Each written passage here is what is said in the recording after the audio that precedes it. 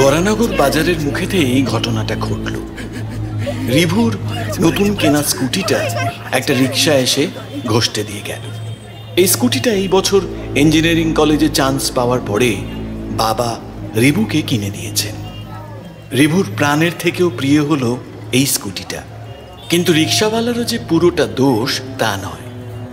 এখন বেলা 4টে বাজে, স্কুল ছুটির সময়। দাদুর হাত ধরে একটা বাচ্চা পার হচ্ছিল, আর বাচ্চাটি আচমকা দাদুর হাত ছেড়ে রিভুর স্কুটির সামনে এসে পড়ে। আর রিভুকে ব্রেক কষতে হয়, আর পেছনেই ছিল রিক্সাটা। ব্যাস, সেও এসে মারল রিভুর স্কুটিতে। বেশ অনেকটা জায়গায় রংটা চটে গেছে। আর ঝামেলা না বাড়িয়ে বেজার মুখে রিভু স্কুটি স্টার্ট দিয়ে বেরিয়ে যায়। এই সময়টা সে আসতে চায় না এদিকে, কিন্তু আজ আসতেই হলো। একটা জরুরি খবর দিতে হবে সবাইকে। এইমাত্র বিট্টু ফোন করে জানালো সবাই ইতিমধ্যেই কুটিঘাটের পঞ্চাদার বাগানে পৌঁছে গেছে। রিভু স্কুটির গতি বাড়িয়ে দেয়। রিভু অর্থাৎ স্নেহাদ্রি বসু এই বছর খুব ভালো রেজাল্ট করে 12 পাশ করেছে এবং ওয়েস্ট বেঙ্গল জয়েন্টেও খুব ভালো র্যাঙ্ক করে কলকাতার একটা বড় ইঞ্জিনিয়ারিং কলেজে কম্পিউটার ইঞ্জিনিয়ারিংয়ে ভর্তি হয়েছে। সিদ্ধেশ্বরী কালী মন্দির জেটিঘাট পেরিয়ে রিভুর স্কুটি এগিয়ে চলল পঞ্চাদার বাগানের দিকে।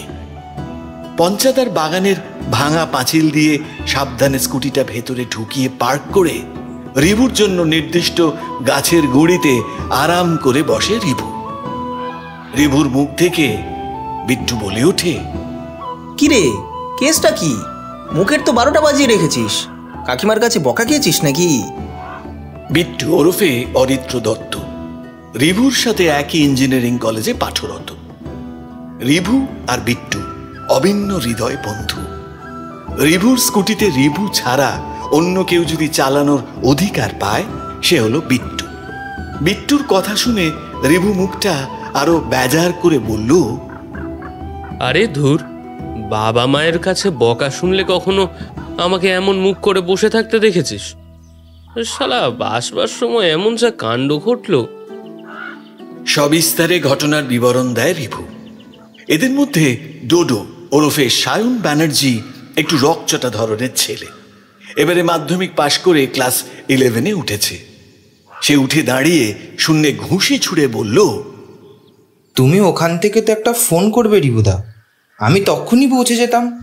বেটাকে এমন শিক্ষা দিতাম না। আহা ডোডো, বললাম তো দোষটা রিক্সার নয়। আসলে দোষটা কারোরই সেরকম নয়। ছোট ছেলে দাদুর হাত ছাড়িয়ে ছুটে গেছে, রংটা চটে গেল, এই যা। যাক, এবারে যে জন্য তোদের ডেকেছি সেটা বলি শোন। হ্যাঁ হ্যাঁ, শিগগির বলো রিপুদা। টেনশনে আমার আর কুকুর তো যা তা অবস্থা। আজ আমাদের নাচের ক্লাস ছিল, গেলাম না। নিশ্চয়ই কোনো অভিযান আছে সামনে, তাই না? পঞ্চরত্নের শেষ 2 কোহিনূর হলো পিহু আর কুহু, যমজ 2 বোন। ওরাও এবারে ডোডোর সাথে মাধ্যমিক পাশ করে ক্লাস 11-এ কমার্স নিয়ে ভর্তি হয়েছে। তাই ওদের 3 জনের মধ্যে খুনসুটি লেগেই থাকে, বিশেষ করে কুহুর সাথে ডোডোর। পিহু কুহুর থেকে পাক্কা 3 মিনিটের বড়, তাই তার মধ্যে দিদি সুলভ ভাবভঙ্গি ভরপুর। তাই কুহু আর ডোডোর খুনসুটির মধ্যে সে বিশেষ থাকে না। পিহুর কথা শেষ হওয়ার সাথে সাথেই ডোডো বলে ওঠে, ও বাবা রে পিহু, তুই এমন করে বলছিস যেন একদিন ওই ধিন টানা নানা না করলে তোদের অস্কারটা মিস হয়ে যাবে। ওই তো নাচের ছিরি। কাকিমাকে বলবো তোদের ওই নাচের পিছনে যেন 8 টাকা নষ্ট না করে। ডোডো, মুখ সামলে কথা বলবি কিন্তু। এখানে একটা কথা শুনতে এসেছি, তাই তোর সাথে মুখ লাগানোর কোনো ইচ্ছে নেই আমার। এই এই একদম রাগ দেখাবি না। ভুলটা আমি কি বলেছি রে? এতদিন ধরে তো নাচ শিখছিস। সেদিন রবীন্দ্র জয়ন্তীতে তো দেখলাম তোর নাচ। কি কাকের ট্যাং বুকের ট্যাং নাচ রে ভাই তোর। রিপুদা, তোমায় যে আমি কি বলবো। তোরা তাহলে ওই কর, আমি বাড়ি চললাম। কুহু, তুই একটু থামবি? হ্যাঁ, তুই তো খালি আমাকেই থামতে বলবি।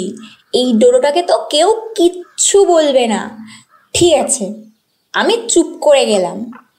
রিভুদা, তুমি কি বলবে বলছিলে, বলো। তো যেটা বলছিলাম, শোন, আমার বাবার এক বন্ধু থাকেন চন্দ্রনাথপুর বলে একটা জায়গায়, ঠিক আছে? আমি ছোটবেলাতে দু একবার সেখানে গেছি, আবছা আবছা মনে আছে আমার। ওখানকার রাজা ছিলেন অখিলেশ কাকারা, অর্থাৎ অখিলেশ চন্দ্রনাথ। এখন আর রাজত্বের কিছু নেই। অখিলেশ কাকা হলেন ডাক্তার, আর ওনার ছোট ভাই মিথিলেশ কাকা হলেন ওখানকার ব্যাংকের ম্যানেজার। রাজত্ব না থাকলেও পূর্বপুরুষদের স্মারক বহন করে চলেছে ওখানকার একটা কেল্লা। ওই কেল্লা লাগোয়া জমিতে বাড়ি করে ওনারা দুই ভাই থাকেন। কেল্লা মানে তো বিশাল ব্যাপার রে। তবে কেল্লা বিশাল হলেও তার অবস্থা খুবই খারাপ। এখন তো ভেঙে চুরে খুবই বাজে ব্যাপার হয়েছে, বুঝতেই পারছিস, মেইনটেনেন্স একেবারেই নেই। সেই তো, এখনকার দিনে কারোর পক্ষে সেটা মেনটেন করা অসম্ভব। গভর্নমেন্ট থেকেই কিছু করা উচিত। যাই হোক, আর ইন্টারাপ্ট করব না, বল তারপর। তো কেল্লার ভেতরে লোকাল লোকজন কখনো কখনো যায় মাটি আনতে, অথবা কাঠ আনতে, বা শুকনো পাতা আনতে, জ্বালানির জন্য আর কি। তা দিন 3-4 আগে সেরকমই কিছু লোক গিয়েছিল সম্ভবত মাটি আনতে। তা মাটি কোপানোর সময় মাটির তলা থেকে তারা একটা ছোট্ট বাক্স পায়। তারা তখন ভয় পেয়ে অখিলেশ কাকাকে ডেকে আনে বাড়ি থেকে। অখিলেশ কাকা দেখেন সেই ছোট্ট বাক্সটির ভেতরে হাতে লেখা এক ফালি পার্চমেন্ট রয়েছে। তাতে দেবনাগরী হরফে কিছু লেখা আছে। কাকা তো দেবনাগরী পড়তে পারেননি। ওদের গ্রামের এক বৃদ্ধ ঠাকুরমশাই দেবনাগরীটা পড়তে পারেন। তিনি সেটা পড়ে যা বললেন তাতে কাকার চক্ষু তো ছানা বড়া। কি লেখা আছে সেখানে? সেটাই হলো আসল কথা, যে সেখানে কি লেখা আছে। শোন, সেখানে লেখা আছে, জীবন সুধার পরাণ মাঝে অমূল্য রতন, চক্ষু মেলিয়া খুঁজিলে পাবে সপ্তরঙা ধন। এই তো গুপ্তধনের সংকেত মনে হচ্ছে রিভুদা। সেটাই তো। আমাদের চাণক্যের পুঁথি উদ্ধারের কথা কাকা জানতেন, তাই কাল বাবাকে ফোন করে অনুরোধ করেছেন যাতে আমরা যথাশীঘ্র সম্ভব ওখানে যেতে পারি। এ তো দারুণ ব্যাপার রে রিভু, আমরা কবে যাচ্ছি? কিন্তু আমার একটা কথা জানবার আছে রিভুদা। ওই যে তুমি বললে পার্চমেন্টে লেখা পেয়েছে, ওই পার্চমেন্ট জিনিসটা কি? পার্চমেন্ট হলো এক প্রকার লেখার কাগজ, যা প্রাচীনকালে প্রাণীর চামড়া থেকে তৈরি হতো। সাধারণত ভেড়া, ছাগল বা বাছুরের চামড়া ব্যবহার করা হতো, যা বিশেষভাবে প্রক্রিয়াজাত করে লেখার উপযোগী করা হতো। এটি প্রাচীনকালে বইপত্র, দলিল, দস্তাবেজ এবং অন্যান্য লেখার জন্য ব্যবহার হতো। প্রাণীর চামড়াটাকে প্রথমে চুন বা অন্যান্য রাসায়নিক পদার্থ দিয়ে পরিষ্কার করতে হতো। দ্বিতীয় ধাপ হলো চামড়াটিকে টেনে সেটিকে একটি ফ্রেমের ওপরে স্থাপন করা হতো এবং তারপর সেটাকে শুকনো করতে দেওয়া হতো। তৃতীয়ত, চামড়াটিকে স্ক্র্যাপ করে অতিরিক্ত টিস্যু বা লোম পরিষ্কার করা হতো এবং চতুর্থত, এরপর চামড়াটিকে মসৃণ করে তা লেখার উপযোগী করে তোলা হতো। তখনকার দিনেও কত সায়েন্টিফিক ব্যাপার ছিল বলো। সে তো বটেই। তাহলে এবার আমাদের গন্তব্য বুঝতেই পারছিস, সোনার কেল্লা। সোনার কেল্লা? তুমি যে বললে চন্দ্রনাথপুর, আমি তো ভাবলাম আমাদের রাজ্যেই কোথাও। রাজস্থান যেতে হবে? আরে ধুর বোকা, ওখানেই তো মজা। এটা ওই মুকুলের সোনার কেল্লা নয় রে, এটা চন্দ্রনাথপুরের সোনার কেল্লা। আসলে ওই কেল্লাতে নাকি কোনো এক সময় একটা সোনার কামান ছিল। সোনার কামানের কেল্লা থেকেই কামানের কথাটা উঠে গিয়ে এখন হয়ে গেছে সোনার কেল্লা। ওই সোনার কামানটাই গুপ্তধন নয় তো রিভুদা? বোকা বোকা কথা বলিস না তো রোডো। ওই গাদা গাদা খেয়ে খেয়ে তোর বুদ্ধিটা হাঁটুতে চলে যাচ্ছে, বুঝলি তো? খামান নাকি গুপ্তধন। এই আমার খাওয়া নিয়ে কিন্তু একদম কথা বলবি না কহু, বেশ করি খাই, তাতে তোর কি রে? রিভুদা ও যদি সবসময় এরকম করে তাহলে কিন্তু আমি যাব না বলে দিলাম। সত্যি তো কুহু, কারোর খাবার নিয়ে ওরকম বলতে আছে? ও, আর ও যে কিছুক্ষণ আগে আমার নাচ নিয়ে যেটা বললো সেটা কিছু না, তাই না? না, সে তো অন্যায়। ডোডো, ওরকম আর বলিস না। আমি দেখেছি কুহুর নাচ, ও ভালোই নাচ করে। হ্যাঁ, কিন্তু সমস্যা হলো এখন কলেজে জোরদার ক্লাস চলছে, এই সময় ক্লাস মিস করাটা একটু চাপের হয়ে যাবে, কি বল বিট্টু? তা একটু হবে, কিন্তু এই রহস্য তো ছেড়েও দিতে পারি না। ও এসে তুই আমি মিলে ম্যানেজ করে নেব। সে তো করতেই হবে, কিন্তু পিহু, তোদের ক্লাস টিউশন সব কবে থেকে হবে? অন্তত দিন 4-5 তো আমাদের সেখানে যেতে আসতে লাগবেই।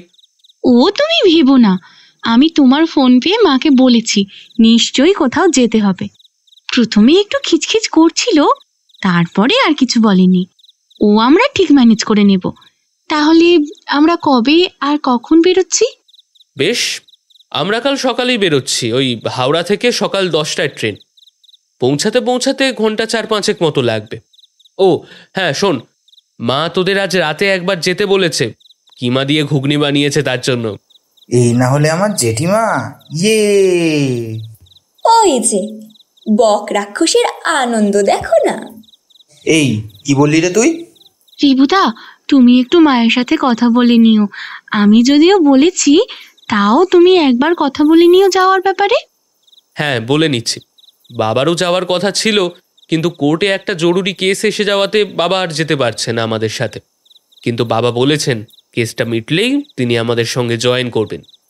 তাহলে কালকে আমাদের পঞ্চরত্নের তৃতীয় অভিযান শুরু হচ্ছে। 3 cheers for Pancharatna, hip hip hurray.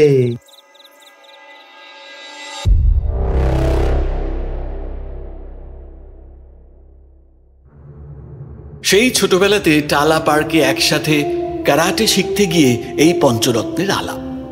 তারপরে দিন কেটে গেছে, আর ওদের বন্ধুত্ব আরো মজবুত হয়েছে। 5 জনেই ব্ল্যাক বেল্ট। কুহুর মতো রোগা পাতলা মেয়েও ক্যারাটের প্যাচে মাটিতে ফেলে দিতে পারে বলশালী ব্যক্তিদের। সকলের মধ্যে এই অ্যাডভেঞ্চারের নেশা টকবক করে ফুটছে, আর এই নেশাই ওদের মধ্যে বন্ধুত্বের বন্ধন আরো মজবুত করে তুলেছে। ওরা একসাথে জমায়েত হয় পঞ্চাদার বাগানে। পঞ্চাদা কবেই ইহলোকের মায়া ত্যাগ করেছেন, কিন্তু ওনার 2টি বিবাহ। এখন এই 2 পরিবারের মধ্যে কেস চলছে, তাই কোর্টের অর্ডারে এই বাগানে কারোর প্রবেশ নিষিদ্ধ। না হলে খাস কলকাতার বুকে এতখানি জমি আদৌ পড়ে থাকতো না। ভাঙা পাঁচিল দিয়ে ভেতরে ঢুকে ওরা এখানেই ওদের জরুরি মিটিংগুলো সেরে নেয়। পাড়ার লোকেরা জানে ওদের অ্যাডভেঞ্চারের কথাও। ইতিমধ্যেই লোক মুখে প্রচার পেয়ে গেছে, তাই কেউ আর আপত্তি করে না। ওরা ইতিমধ্যেই 2টি রহস্যের সমাধান করে ফেলেছে। যাক, সেই গল্প অন্যদিন হবে।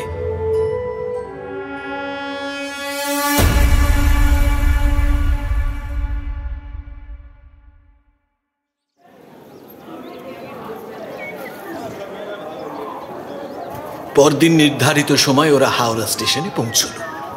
আগের রাতেই ওরা রিজার্ভেশন করে নিয়েছে। ঘন্টা 4 জার্নি হলেও রিজার্ভেশন করা থাকলে নিশ্চিন্তে যাওয়া যায়। নিজেদের সিট দেখে ট্রেনে উঠে বসে পড়ে ওরা। সকালে তাড়াহুড়োতে বেরোতে হয়েছে, তাই ভালো মতন ব্রেকফাস্ট করে বেরোতে পারেনি ওরা। রিভুর মা ওদের জন্য লুচি, সাদা আলুর তরকারি, মিষ্টি সব দিয়ে দিয়েছে। পিহু আর কুহু নিয়ে এসেছে ডিম সেদ্ধ। ডোডো নিয়ে এসেছে একটা বড় কোল্ড ড্রিঙ্কসের বোতল, আর বিট্টুর মা সকলের জন্য মোহনভোগ পাঠিয়েছেন। পিহু যত্ন করে সকলের খাবার এক এক করে কাগজের প্লেটে ভাগ করে দিয়ে নিজের খাবার নিয়ে সিটে বসে খেতে খেতে জিজ্ঞাসা করলো, তোমরা কি কেউ ওই সংকেতটার ব্যাপারে কিছু ভাবলে? তুই থাকতে আমরা কি ভাববো রে? সংকেত সলভ করতে তুই তো ওস্তাদ, আমাদেরও তো মাথা খোলে নাকি?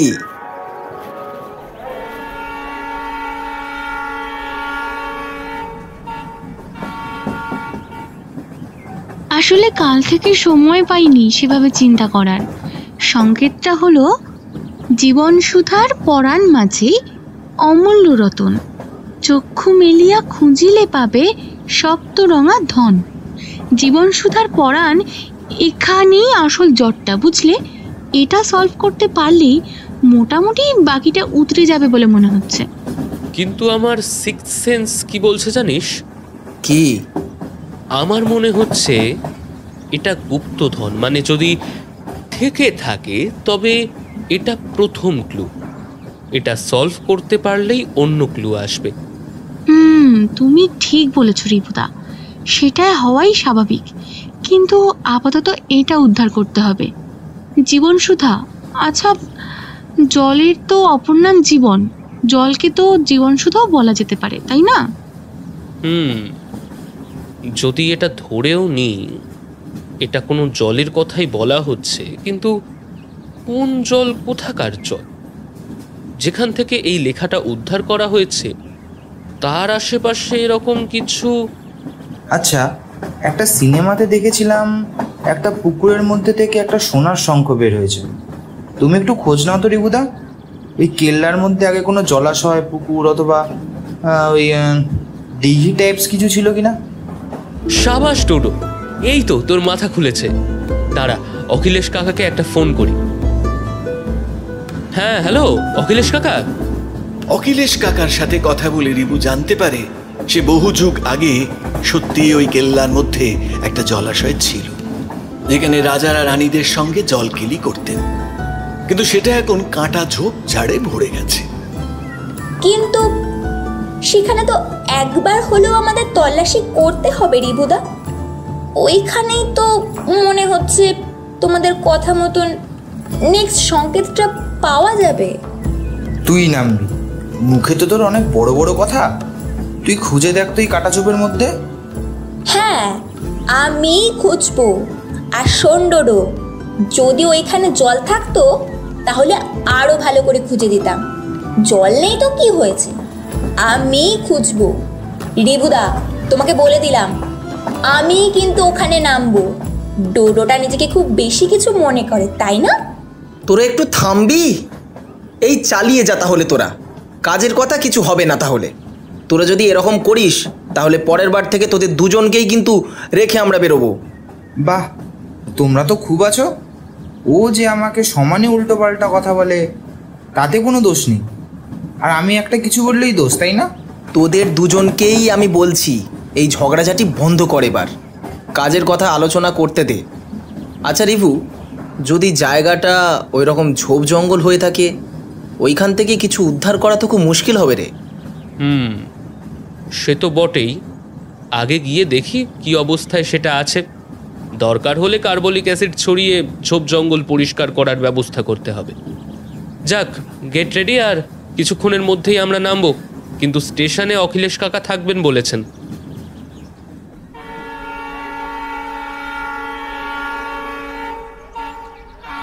ট্রেন যথাসময়ে চন্দ্রনাথপুর পৌঁছল।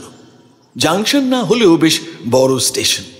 অখিলেশ কাকা স্টেশনে ওদের জন্য অপেক্ষা করছিলেন। ওদের দেখে হই হই করে এগিয়ে আসলেন। পরিচয় পর্ব সারার পরে বললেন, আরে এসো এসো পঞ্চরত্ন, ওয়েলকাম ওয়েলকাম। যাক, তাহলে অবশেষে পায়ের ধুলো পড়লো তোমাদের। কবের থেকে বলছি এসো এই কাকার বাড়িতে একটু ঘুরে যাও, আসার সময় তো হয়ই না তোমাদের। যাক, এই চিরকুট পাওয়ার পর অবশেষে তোমাদের সময় হলো আসবার। না না কাকা, সেরকম কোনো ব্যাপার নয়। আসলে পড়াশোনা আর এইসব অভিযান সামলে আর আলাদা করে কোথাও একটা যাওয়া হয় না। জানি জানি তোমরা ভয়ানক ব্যস্ত, কাগজে তো তোমাদের ছবিও দেখেছি, তোমার বাবার মুখেও শুনি সব। যাক, বাইরে এসো, গাড়ি দাঁড় করানো আছে। চলো চলো, বেলা তো গড়িয়ে আসলো প্রায়। খিদেও পেয়েছে নিশ্চয়ই তোমাদের। হ্যাঁ, মানে ওই আর কি, বাড়িতে নিশ্চয়ই সব আয়োজন করা আছে, তাই না কাকা? এই শুরু হয়ে গেল বকরাক্ষসের খাওয়ার কথা। আহ কুহু, চুপ কর। হ্যাঁ, সব ব্যবস্থা করা আছে। তোমাদের দুই কাকিমা তোমাদের জন্য অধীর আগ্রহে অপেক্ষা করছে। ওরা সকলে বাইরে দাঁড়ানো অখিলেশ কাকার ইনোভা গাড়িতে চড়ে বসল। গাড়িতে যেতে যেতে ওরা প্রাকৃতিক দৃশ্য দেখে একেবারে মুগ্ধ হয়ে গেল। শহরের ইট, কাঠ, পাথর এই দিকটায় এখনো তার প্রভাব ফেলতে পারেনি ভালো করে। তাই চোখ জুড়োনো সবুজের সমাবেশে মন কেমন যেন ভালো হয়ে যায়। কথাটা বলতেই অখিলেশ কাকা বললেন, এই যে এদিকটা এরকম দেখছো, স্টেশনের পাশটা পুরোপুরি শহর।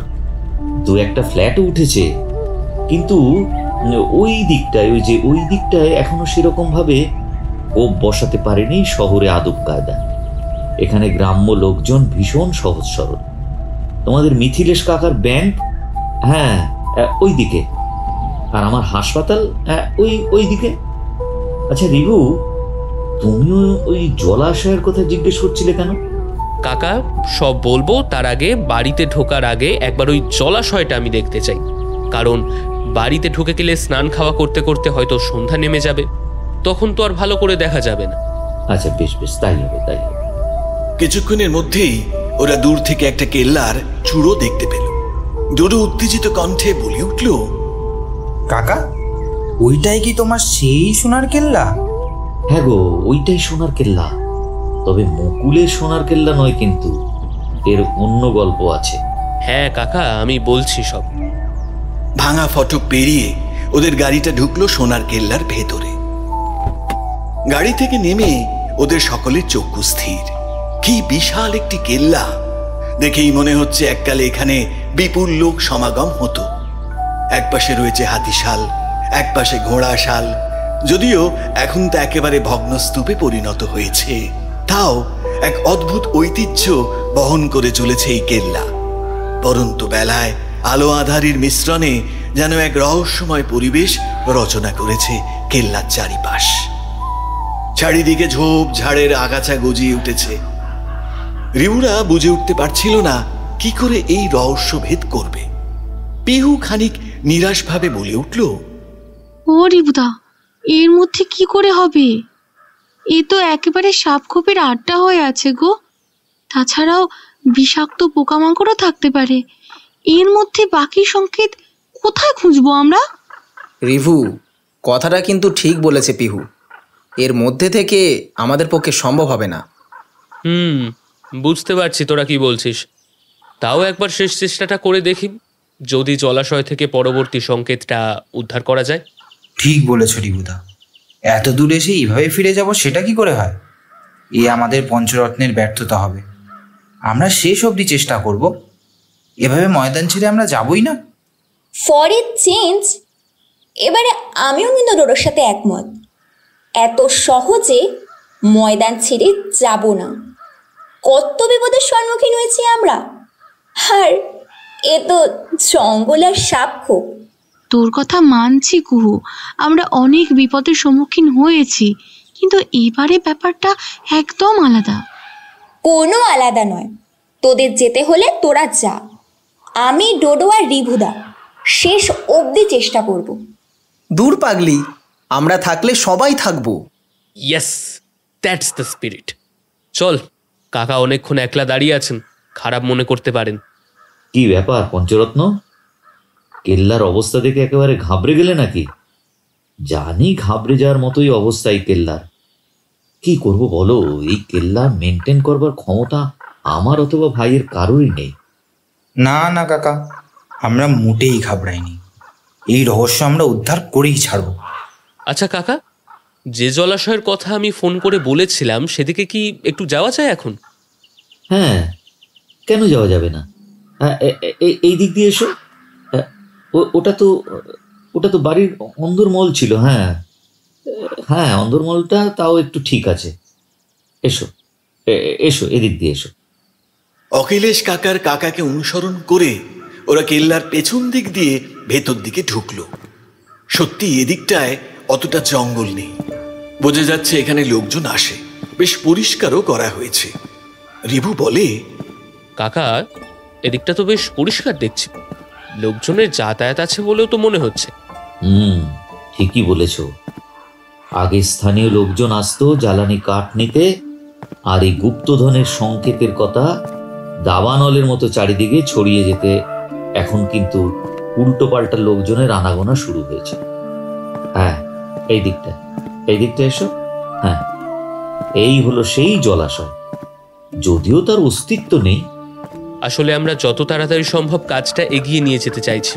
স্কুল কলেজ সব তো চলছে, অনেকটা পড়াও মিস হয়ে যাচ্ছে আর কি। আমি আজকেই সব বন্দোবস্ত করেছি, আর মিথিলেশ নিজে দাঁড়িয়ে থেকে সবটা করবে। ওর তো ভীষণ উৎসাহ তোমরা আসবে বলে। কাল ভোরবেলা থেকে আমি লোক লাগিয়ে দেবো, ঠিক আছে? আশা করছি দুপুরের মধ্যে সব পরিষ্কার হয়ে যাবে। বেশ বেশ। জানি রিভু, তোমাদের এইভাবে বিব্রত করার জন্য সত্যি আমি দুঃখিত। আরে না না কাকা, রিভু ওইভাবে কথাটা বলেনি। আমরা ভীষণ আগ্রহী এই কাজটার ব্যাপারে। আমাদের এই রকম অভিযান না হলে জীবনটা কেমন খালি খালি লাগে। আচ্ছা, আজ তো মনে হয় আমাদের এখানকার কাজ মোটামুটি শেষ। আমার কিন্তু কাকা খুব খিদে পেয়েছে, আমি আবার একদম খিদে সহ্য করতে পারি না। এ মা, ছিছি, দেখেছো বাচ্চা ছেলে মেয়ে সব খিদে তো পাবেই। তোমাদের কাকিমা কখন থেকে আমাকে ফোন করছেন, তারা অপেক্ষা করছেন তোমাদের জন্য। চলো চলো চলো, বাড়িতে যাওয়া যাক। ওরা এসে পৌঁছলো ঠিক কেল্লার মাঝখানে। চারিদিক দিয়ে উঁচু পাঁচিল মতন করা রয়েছে। বোঝাই যাচ্ছে অন্দরমহলে রানীদের সুরক্ষা এবং তাদের গোপনীয়তা রাখার জন্যই এই ব্যবস্থা। আর ঠিক মাঝখানেই রয়েছে একটি বাঁধানো সিঁড়ি দেওয়া পুকুর মতন। ঠিক পুকুর বলা যায় না, বলা যায় একটি বিশাল আকারের বাথটাব, যেখানে রাজা রানীদের সাথে জলকেলি করতেন, কিন্তু আকারে বেশি বড় নয়।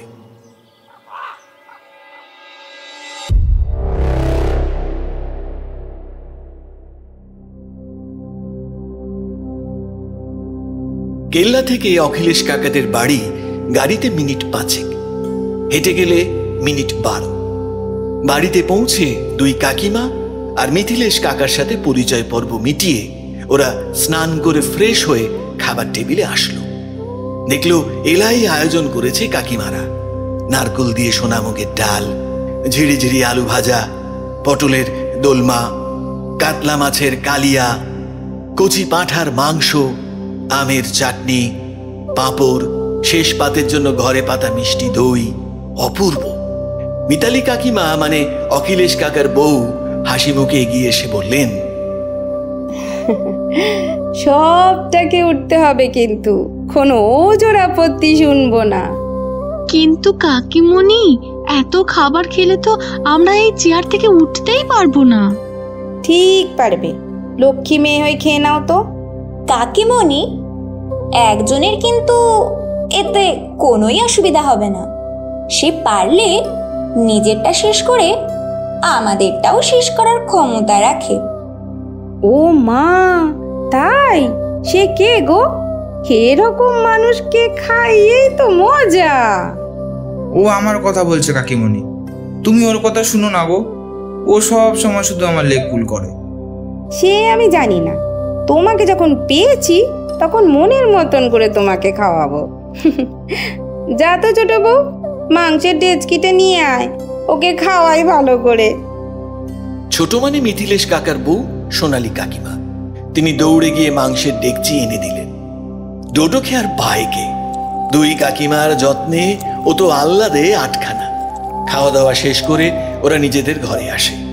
পিহু আর কুহুর জন্য একটি ঘর আর বাকি 3 জনের জন্য অন্য একটি ঘরের ব্যবস্থা করা হয়েছে। অনেক সকাল সকাল উঠতে হয়েছে ওদের আজ, ধকলও গেছে খুব, তাই ওরা একটু গড়িয়ে নেওয়ার জন্য শুলো। কিন্তু কখন যে বিকেল গড়িয়ে সন্ধ্যা নেমেছে, ঘুম ভাঙলো দরজায় কড়া নাড়ার আওয়াজে। সোনালী কাকিমা ওদের জন্য চা নিয়ে এসেছেন। বাপ রে, কি গভীর ঘুম গো তোমাদের! কখন থেকে সেই দরজা ধাক্কাচ্ছি, পিহুদেরও ডেকে এসেছি, ওরাও আসছে এই ঘরে। একসাথেই তোমরা চাটা খেয়ে নাও তাহলে। আরে বাবারে বাবারে, ছোট কাকিমণি চায়ের সাথে এত বেগুনি ফুলুরি! এত তো আমরা খেতে পারবো না কাকিমণি। দুপুরের খাবারই এখনো ঠিকঠাক করে হজম হয়নি। দেখেছো, ঠেকুর উঠছে আবার। এখানকার জল খুব ভালো জানো তো, খাবার এক্ষুনি হজম হয়ে যাবে। ডোডো বাবু, তোমাকে কিন্তু সবটা খেতে হবে। আরে ভালো করে খাওয়া দাওয়া করো, সামনে কত কাজ আছে তোমাদের। গুপ্তধন উদ্ধার করতে হবে তোমাদের। আরে ওই তো পিহু কুহু এসে গেছে। এসো এসো, চা খেয়ে নাও। আরে তোমরা সব ছেলে মানুষ, এখনই তো কবজি ডুবিয়ে খাবে তা নয়। তোমরা শহরের ছেলে মেয়েরা কিন্তু একদম খেতে পারো না। আসলে আমার মেয়ে, দিদির ছেলে সবাই তো বাইরে পড়াশোনা করে, ওরা তোমাদের থেকে একটু বড় হবে। ওদের তো কাছে পাই না সব সময়, ওই ছুটি ছাটাতে আসে বাড়িতে, তাই তোমাদের খাইয়ে একটু শান্তি পাই আমরা। ও তুমি একদম ভেবো না, আমাদের সকলের হয়ে ডোডোই তোমাকে একলাই শান্তি দেওয়ার দায়িত্ব নিয়ে নেবে। দেখছো রিপুদা, দেখছো, এবারও তুমি কিছু বলবে না তাই না? আহা কুহু, কি হচ্ছেটা কি? আচ্ছা ছোট কাকিমণি, বাবার মুখে শুনেছিলাম কাকাদের ঠাকুমা নাকি এখনো জীবিত। হ্যাঁ, তোমরা ঠিক শুনেছ, ঠাকুমা তো আছেন। তোমাদের সাথে আলাপ করানো হয়নি, সেই সময় উনি বিশ্রাম নিচ্ছিলেন তো। 103 বছর বয়স ওনার। এখনকার কথা ওনার কিছু মনে নেই, আমাদেরকে সেরকম চিনতেও পারেন না জানো, কিন্তু পুরনো দিনের সমস্ত কথা ঝরঝর করে বলে দেন। অবশ্য আরো একজনের সাথে আলাপ করাবো তোমাদের, আমার ভাই সুকমল। তোমাদের থেকে কিছু বড়, কিন্তু ভীষণ মাইডিয়ার ছেলে। আসলে জানো তো, আমার বাবা মা মারা যাওয়ার পরে ওকে আমার কাছে এনে রেখেছি। তোমাদের কোনো সাহায্য লাগলে ওকে বলবে নির্দ্বিধাতে। আমি তো বলবো ওকে তোমাদের সাথেই নিয়ে নাও, অনেক হেল্প হবে তোমাদের। আচ্ছা আচ্ছা, বেশ বেশ, হ্যাঁ নিশ্চয়ই। তো একজন লোকাল কেউ থাকলে আমাদের তো সুবিধাই হবে। শুনলাম তোমরা ওই জলাশয় পরিষ্কার করতে বলেছ, ওখানে আছে নাকি গো গুপ্তধন? আমরা একটা আন্দাজ করেছি, যদিও আমরা এখনো শিওর নই। হতে পারে আমরা যা ভাবছি তা পুরোপুরি ঠিক নই। আগের থেকে কি করে বলি বলো তো? সে তো বটেই, কিন্তু গুপ্তধন তো আছেই, তাই না? এই তোদের চা খাওয়া হলো? চল একটু হেঁটে আসি, না হলে কাকিমণিরা যেরকম খাইয়েছে হজম হয়ে মুশকিল। আচমকা ওনাকে থামিয়ে দেওয়াতে সোনালী কাকিমা একটু অপ্রস্তুত হয়ে পড়েন। পরক্ষণে নিজেকে সামলে নিয়ে বললেন, হ্যাঁ হ্যাঁ, যাও হেঁটে এসো স্টেশনের দিকে। এদিকটায় তো সেরকম জনবসতি নেই, স্টেশনের দিকে গেলে ভালো লাগবে, বেশ জমজমাট। না না, আমরা একটু নির্জন জায়গাতেই ঘুরি না হয়, শহরের কোলাহল থেকে একটু দূরে। মাথাটা খোলা হাওয়াতেই ভালো করে খোলে গো। সুকমল তো এখনো ফেরেনি, ও থাকলে তোমাদের সাথে যেতে পারতো। নতুন মানুষ তোমরা, এখানে রাস্তাঘাটও তো তেমন চেনো না। সুকমল দা কি করেন ছোট কাকি? দাদার হসপিটালে একটা কাজে লাগিয়ে দিয়েছেন। আসলে বেশি দূর লেখাপড়া করতে পারেনি তো বেচারা, ওর লেখাপড়াতে সেরকম মাথা নেই জানো তো। আমরা তাহলে এবারে বেরোই, কি বলিস তোরা? হ্যাঁ যাও, ঘুরে এসো। রাতে বনমরগের কষা আর রুটি কি চলবে তো? চলবে মানে? দৌড়াবে কাকিমণি। চল চল চল চল, লেট করিস না। কোথায় যাবি বলছিলি তোরা? চল। ওরা বাড়ির থেকে বেরিয়ে উদ্দেশ্যহীনভাবেই সোনার কেল্লার দিকে হাঁটতে শুরু করে। সংকেতের ব্যাপারে পিহুর মাথা সবচেয়ে ভালো খোলে। পিহু বলে, আচ্ছা রিভুদা, জীবন সুধার পরাণ মানে ধরে নেওয়া যায় ওই জলাশয়ের সেন্টার পয়েন্টকে বলা হচ্ছে, কিন্তু এই সপ্তরঙা ধনের ব্যাপারটা একটু ক্লিয়ার করতে হবে কাকুর থেকে। ওনারা এরকম কিছু জানেন কিনা জিজ্ঞেস করেছিলাম আমি, কাকা সেরকম কিছু কথা শোনেননি, কিন্তু একজনকে জিজ্ঞাসা করলে সম্ভবত এই ধোঁয়াশা কিছুটা হলেও পরিষ্কার হবে। কার কথা বলছো তুমি? গেস কর গেস কর। তুমি নিশ্চয়ই ঠাকুমার কথা বলছো। এক্সিলেন্ট কুহু, তোর এই বুদ্ধির জন্যই তো আমি তোর উপর এত ভরসা করি। ও, আর আমাদের উপর করো না, তাই না? আরে ধুর বোকা, সেই সব বললাম নাকি? তোদের প্রত্যেকের মধ্যেই এক একটা আলাদা স্পেশালিটি আছে, তাই ভিন্ন ভিন্ন কারণে আমরা প্রত্যেকেই প্রত্যেকের ওপর নির্ভরশীল। কিন্তু আজ মনে হয় ঠাকুমার সাথে কথা বলা যাবে না, বুঝলি? কাল সকাল সকাল ঠাকুমাকে ধরবো। ওরা হাঁটতে হাঁটতে কেল্লার কাছে পৌঁছে গেছে। এমন সময় একটা জিনিস দেখে ওরা থমকে দাঁড়িয়ে যায়। রিভু, দেখতে পাচ্ছিস? পাচ্ছি। ওই অন্ধকারের মধ্যে কেল্লার ভেতরে টর্চের আলো। স্ট্রেঞ্জ, কি ব্যাপার বলতো? চল তো, দেখতে হচ্ছে ব্যাপারটা। আমি বলি কি, আমরা সবাই মিলে না গিয়ে আমি একলা গিয়ে দেখে আসি ব্যাপারটা কি। সবাই মিলে গেলে পায়ের আওয়াজে সতর্ক হয়ে যাবে, যারাই এসে থাকুক না কেন। Good idea Dodo. তোর মতো অত নিঃশব্দে আমরা কেউ যেতে পারবো না। তুই যা, দেখে আয়। আমরা এই গাছের আড়ালে রইলাম, আর ফোনটা সাইলেন্ট রাখবি। আমরা সবাই তাই রাখছি, বিপদ বুঝলেই কল করবি। ডান। ডোডো এগিয়ে যায় কেল্লার দিকে। ডোডোর বিশেষ ক্ষমতা হলো, যখন ডোডো কিছু অনুসন্ধান করতে যায়, ডোডোর পায়ের কোনো আওয়াজ হয় না। এটা বিশেষ একটা ক্ষমতা। ওর এই ক্ষমতার জন্য পঞ্চরত্ন অতীতে অনেক বিপদ থেকে বেঁচে গেছে। ওরা অপেক্ষা করতে থাকে। কিছুক্ষণ পর দেখে টর্চ হাতে 3-4 জন কেল্লা থেকে বেরিয়ে আসছে। অন্ধকারে খেয়াল করেনি, কিন্তু এবারে ওরা দেখলো কেল্লার বাইরে 2টো বাইক পার্ক করা ছিল। 4 জন সেটাতে চেপেই স্টেশনের দিকে চলে গেল। কিন্তু ডোডো কই? ওর তো পাত্তা নেই। কোনো বিপদ হলো না তো? দেখছো তো ডোডোর কাণ্ডটা? এরা সবাই চলে গেল, ডোডো কোথায় আটকে গেল? কুহু, ধৈর্য রাখ। ছেলেটা একে তো এই অন্ধকারে কেল্লাতে গেছে, টর্চ অবধি জ্বালাতে পারবে না। সাপ খুব কামড়ালো কিনা। ওই তো ডোডো বেরিয়ে আসছে। উফ ডোডো, তুই ভয় পাইয়ে দিয়েছিলিস। দেরি হলো কেন তোর? লোকগুলো তো অনেক আগেই বেরিয়ে গেছে। আমি ঠিক শিওর হতে পারছিলাম না যে ওরা বেরিয়েছে কিনা। তারপর বাইকের আওয়াজ পেয়ে বেরিয়ে চলে এলাম। আমরা তোকে ফোনও করতে পারছিলাম না যে কি অবস্থায় আছিস। যাকগে, বল কি দেখলি? হ্যাঁ শোন, এই গুপ্তধনের পিছনে কিন্তু লোকজন লেগে গেছে। আর ওই যে জলাশয়ের চারিপাশে ওরা ঘুরঘুর করছিল, আমি একটু দূর থেকে দেখছিলাম বলে ওদের কথাগুলো ঠিক শুনতে পাইনি। আর প্রত্যেকের মুখে গামছা দিয়ে ঢাকা ছিল, টর্চের আলোতে যতটুকু দেখা যায় আর কি। কিন্তু এই জলাশয়ের ব্যাপারটা তো খুব অল্প লোকজনই জানে, সেটা বাইরে আসলো কি করে? ভুলে যাচ্ছিস, কাল ওই জায়গাটা পরিষ্কার করানোর জন্য কাকারা লোকজন অ্যারেঞ্জ করেছেন। তাদের থেকেই খবরটা ছড়িয়েছে মনে হচ্ছে। ইউ আর রাইট বিট্টু, ঘটনাটা তাই ঘটেছে।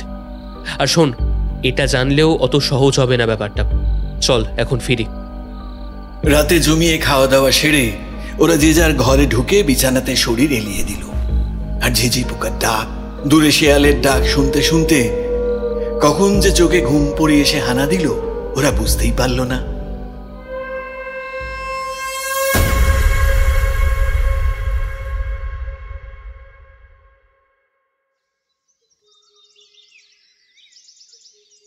পরদিন খুব ভোরে রিভুর ডাকে ঘুম ভাঙে ওদের। এই বিট্টু, বিট্টু, এই ডোডো, ওট ওট ওট ওট, শিগগিরি ওঠ। আমি পিহুদের জাগিয়ে এসেছি।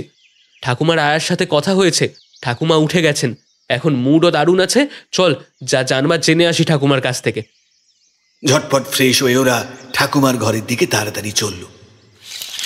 পর্দা সরিয়ে ভেতরে ঢুকে দেখে ফর্সা টুকটুক করছে, গোলপানা মুখ নিয়ে বিছানা আলো করে বসে আছেন এক বৃদ্ধা।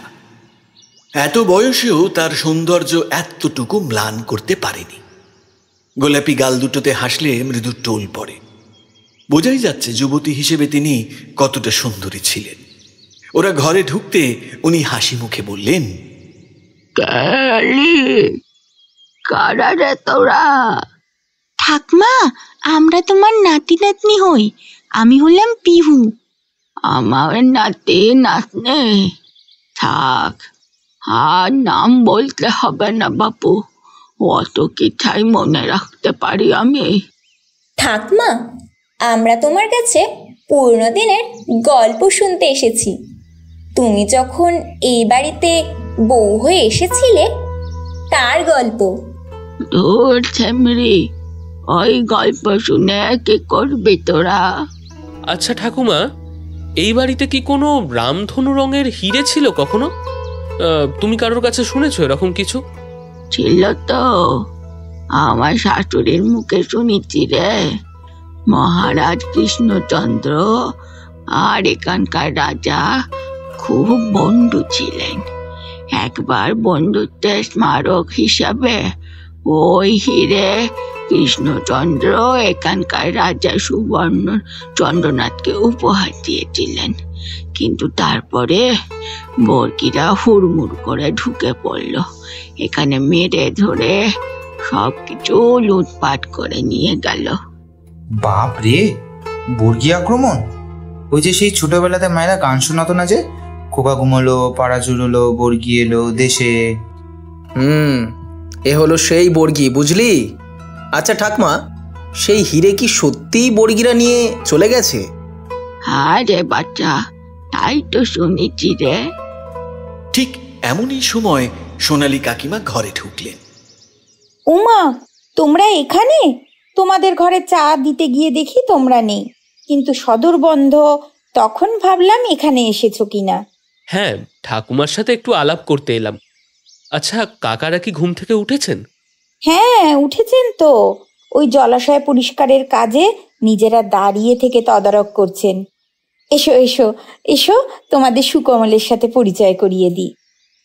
ওরা ঠাকুমার থেকে বিদায় নিয়ে খাওয়ার ঘরে এলো।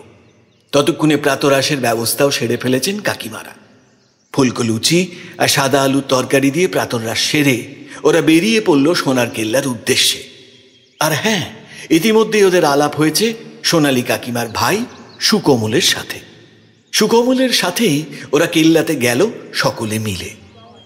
দেখলো সেখানে মহাযজ্ঞ শুরু হয়েছে। কম করে জনা 30 লোক সেখানে কাজ করছে।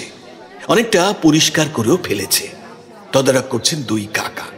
এসব দেখে সুকমল খানিক তাচ্ছিল্যের স্বরে বলে উঠল, এতটা তোড়জোড় চলছে, গুপ্তধন পাওয়া যাবে তো আদৌ? চেষ্টা তো আমরা করবই, বাকিটা দেখা যাক। জামাইবাবুদের অগাধ ভরসা দেখলাম তোমাদের ওপর, দেখো কি করতে পারো। প্রায় ঘন্টা 3 পরে জলাশয় তো একদম সাফ করে ফেললো লোকজন। আস্তে আস্তে ওরা সেই জলাশয়ের ভেতরে নামলো। জল নেই বটে, কিন্তু কাঁটা ঝোপের জন্য স্লিপারি হয়ে রয়েছে জায়গাটা। আসলে বৃষ্টির জল জমে থাকতো এখানে, বেরোনোর রাস্তা নেই। ওরা আস্তে আস্তে একদম মাঝখানে গিয়ে দাঁড়ালো। রিপুদা, এখানেই কিন্তু কোথাও লুকিয়ে আছে দ্বিতীয় সংকেত।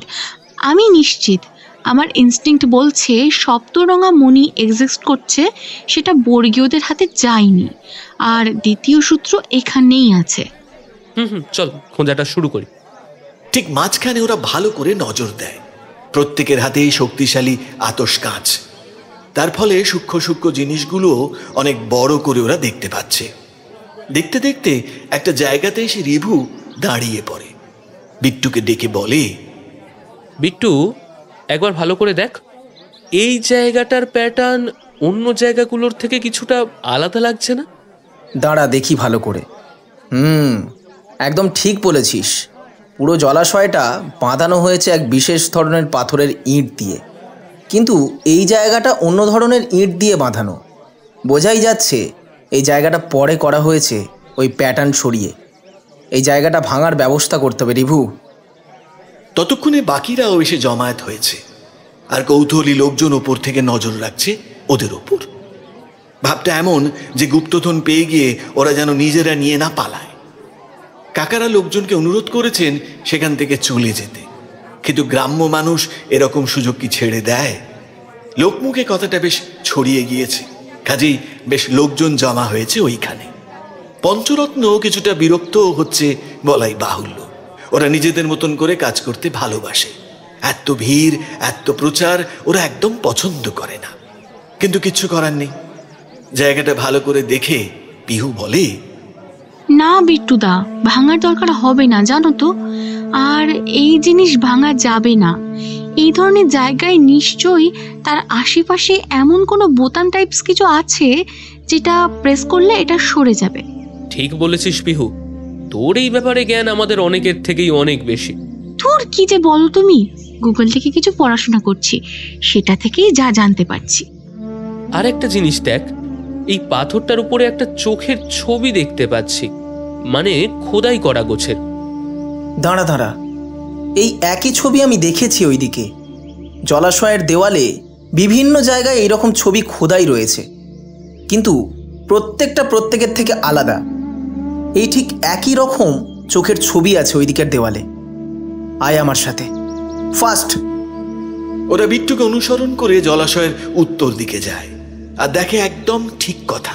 ওইখানে যেমন ছবি খোদাই রয়েছে, এই দেয়ালেও ঠিক একই ছবি রয়েছে। পিহু বলে, রিভুদা, এই দুটো ছবি যখন মিলে গেল, এর থেকেই বেরোবে ওই সংকেত। দাঁড়া তো, এই 1 সেকেন্ড দেখ, এই চোখের মণিটা কেমন উঁচু হয়ে রয়েছে। এটাই নিশ্চয়ই সেই বোতাম। দাঁড়া তো, প্রেস করি এটা। রিভু ওই চোখের মণির অংশটা হাতের তালু দিয়ে প্রেস করতে থাকে, কিন্তু কিছু হয় না। চিন্তিত স্বরে রিভু বলে, আসলে অনেক দিনের পুরনো বলে মনে হচ্ছে, তো তাই হয়তো জাম হয়ে গেছে। রিভুদা, আমাকে একটু দেখতে দাও তো, দেখি আমি পারি কিনা। ওদের মধ্যে সবচেয়ে বলিষ্ঠ হলো ডোডো, প্রায় 6 ফুটের কাছাকাছি লম্বা। দেহের গড়নও তার সাথে সামঞ্জস্যপূর্ণ। কোথা থেকে সে একটা শক্ত পাথরের টুকরো জোগাড় করে আনলো। তারপর সেই চোখের মনির ওপর সর্বশক্তি দিয়ে প্রেস করতে লাগলো। ঠিক এমনই সময় ঘর ঘর শব্দ করে মাঝখানের পাথরের জায়গাটা সরে গেল। সবাই চিৎকার করে উঠল, গুপ্তধন বেরিয়ে গেছে, গুপ্তধন বেরিয়ে গেছে। পঞ্চরত্ন ছুটে গিয়ে সেই জায়গাটাকে ঘিরে দাঁড়ালো, পাছে কেউ না আসতে পারে সেখানে। দেখলো একটা চৌকো মতন খাপ, আর তার ভেতরে একটা বাক্স। বাক্সটা ভেতর থেকে বের করে আনলো ওরা। ততক্ষণে দুই কাকা এসে গিয়েছে। এটা কি রিভু? এর ভিতরে কি আছে? সেই গুপ্তধন? কাকা বাড়িতে চলুন, ওখানে গিয়েই এই বাক্সটা খুলবো। সকলের সামনে খোলা এটা ঠিক হবে না। হ্যাঁ, তুমি ঠিকই বলেছ।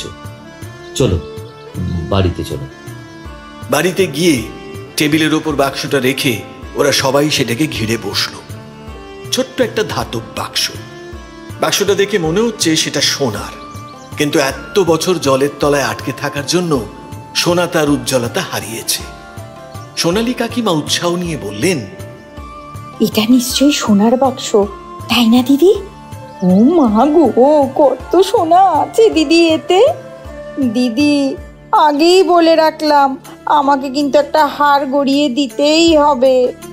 আহ ছোট বউ, একটু থাম দেখিনি। একটা কেন 10টা হার গড়াস। এখন দেখতে দে দেখিনি এর মধ্যে কি আছে। রিবু বাক্সটাকে উল্টে পাল্টে দেখতে লাগলো, কিন্তু খোলে কি করে বুঝতে পারছিল না, কারণ বাক্সতে কোনো তালা বা কিছু নেই। ঠিক এমনই সময় বাক্সটার নিচের দিকে একটা ছোট্ট পিন মতন দেখতে পেল, আর পিনটা একটু চাপ দিতেই বাক্সটা খুলে গেল। সবাই হুমড়ি খেয়ে পড়লো বাক্সটার উপরে। সুকমল নিরাশভাবে বলে উঠল, ধুর, এর মধ্যে তো আবার কাগজ। গুপ্তধন কোথায় রে বাবা? সুকমল দা, আপনি কি ভেবেছিলেন এত সহজে গুপ্তধন পাওয়া যায়? এমন ভাবে বলছো যেন তোমরা জানতে এখানে গুপ্তধন নেই। জানতাম, আমরা জানতাম যে এখানে একটা সংকেত থাকবেই। গুপ্তধন তো আর এত সহজে পাওয়া যায় না। একটু ভাবুন তো, গুপ্ত কথাটার মানেটা কি? মানে হচ্ছে লুকোনো। আর সেই লুকোনো জিনিস যদি এত সহজেই পাওয়া গেল, তাহলে কি লাভ হলো লুকোনোর? ধৈর্য রাখতে হবে দাদা। দেখি কি করতে পারো। কি লেখা আছে ওতে? দেখুন কাকা, তখনকার সময়ে সায়েন্স কতটা উন্নত ছিল যে এই পার্চমেন্ট পেপারকে কোনো কেমিক্যালে ডুবিয়ে তারপরেই সংকেত লেখা হয়েছে, যাতে এটা কালের সাথে নষ্ট না হয়ে যায়। কিন্তু এটা তো দেবনাগরী হরফে লেখা, এটাকে তো ট্রান্সলেট করতে হবে কাকা। আপনার সাথে আমি যাই, এটা ট্রান্সলেট করিয়ে আনি, চলুন। বেশ, চলো। কিছুক্ষণের মধ্যেই রিভু আর অখিলেশ কাকা বাংলাতে ট্রান্সলেট করিয়ে ফিরে আসলেন। এই নে পিহু, জোরে জোরে সংকেতটা পড়তো। ঈশান কোণে মেঘ জমেছে, দালান জোড়া ঘর, সুয়োরানী মান করেছে, বড্ড তার গুমর। বাবা, এর কি নাম গো? আর ওই দালান জোড়া ঘর তো অন্দরমহলেই আছে। পুরো দালান জুড়ে ঘর, ওর মধ্যে কোনো ঘর আছে গো? অত ঘর খোঁজা তো অসম্ভব। নাও, হয়ে গেল রে দিদি, গুপ্তধন ফক্কা। যত আবল তাবল সংকেত ফংকেত নিয়ে সময় নষ্ট সকলে। আহ সুকমল, তুমি একটু থামো। তোমার যদি অন্য কোনো কাজ থাকে সেটা করোগে। দাদা, আমার ভাইটাকে অমন করে বলবেন না। ও তো আপনাদের কথা ভেবেই কথাটা বলেছে। ছোট বউ, তোর তো সাহস বাড়ছে দেখছি। তুই তোর ভাসুর ঠাকুরের মুখের ওপর কথা কইছিস। উনি তো ঠিকই বলেছেন। না সুকমলদা, আমার মনে হয় ব্যাপারটা শুধুই ফক্কা।